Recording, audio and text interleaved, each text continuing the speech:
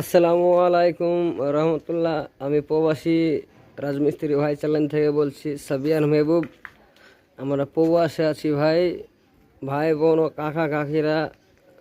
প্রবাসে কত কষ্ট দেখতে পাচ্ছেন, কত রোদ পড়ছে, কিসের মধ্যে কাজ করতে এসে দেখতে পাচ্ছেন, অনেক কষ্ট ভাই প্রবাসী ভাইয়েরা। আমাদের ভিডিওটি দেখলে আপনারা কষ্টটা বুঝতে পারবেন বা অনুভব করতে পারবেন প্রবাসে কত কষ্ট করতে হয়।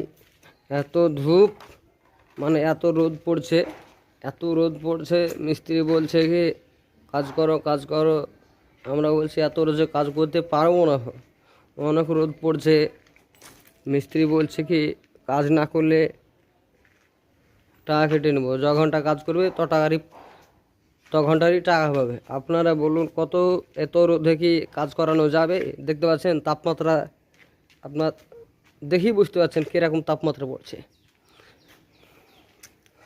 তো আরও লেবার মিস্ত্রি ছিল, সব চলে গেছে, ঠিক আছে। তো ভিডিওটি দেখলে আপনারা বুঝতে পারবেন প্রবাসে কত কষ্ট করতে হয়, রোদ কত করে পড়ছে। সকাল থেকে কাজ করেছি 11টা পর্যন্ত, তো তবুও রোদ পড়ছিল 10টার পর থেকে। তো কাজ করবো না বলছি, মিস্ত্রি ঠিকাদার আমাদের ছাড়ছে না, বলছে কি তোমাদেরকে তো কাজ করার জন্য নিয়ে এসেছি, তোমরা বসে থাকলে কি আমাদের কাজগুলো হবে?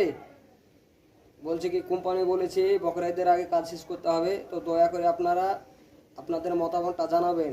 প্রবাসে এত কষ্ট করতে হয়, মানুষ মানে এত রোদ পড়ছে, আপনার শরীরের রক্ত মানে শুকিয়ে যাচ্ছে। এই যে কিছুক্ষণ আগে আমাদের একটা ছেলে আপনার রোদে কাজ করতে করতে মাথা ঘুরে পড়ে গেছে। আপনারা মতামতটা জানান, আর আমাদের ভিডিওতে আপনাদের কষ্টজনিত হলে আপনারা লাইক শেয়ার কমেন্ট করবেন, অন্যকে শেয়ার করবেন। খোদা হাফেজ, মারটন। কিছু ঘরে আমরাই দু ভাই এখানে আছি, ভালো লাগছে, ঠান্ডা আছে সেন্টারিংয়ের তলটা।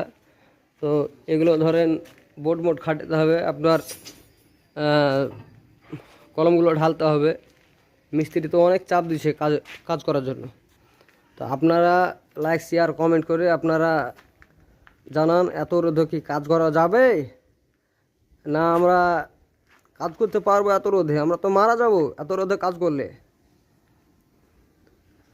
শরীর দেহ কাজ করছে না ধরেন, তবু মিস্ত্রি বলছে কি ঘুম থেকে উঠো কাজ করতে হবে। বকরা ঈদের আগে আপনার দোতলা মারা আছে, আরও দোতলা 4তলা হবে, তাড়াতাড়ি সেন্টারিংগুলো মারতে হবে। এত কষ্ট করে কি কাজ করা যায় আপনারা বলুন? ঠান্ডা ঠান্ডা আবহাওয়ায় কাজ করতে ভালো লাগে। এত